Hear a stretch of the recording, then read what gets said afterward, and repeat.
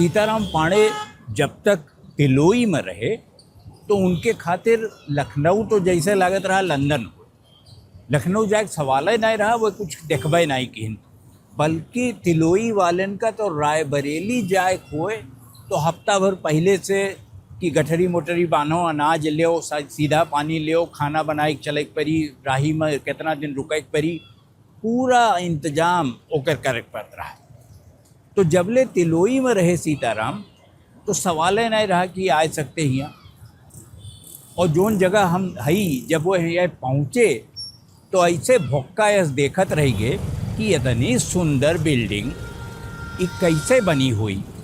काहे कि सीताराम जब एक देखें तब तक ही 90 साल पुरान हो चुकी रही। ये हुए रूमी दरवाज़ा और जोन मान जाते कि पच्छू वाला जोन गेट है इमामबाड़ा के, ये वह हुए।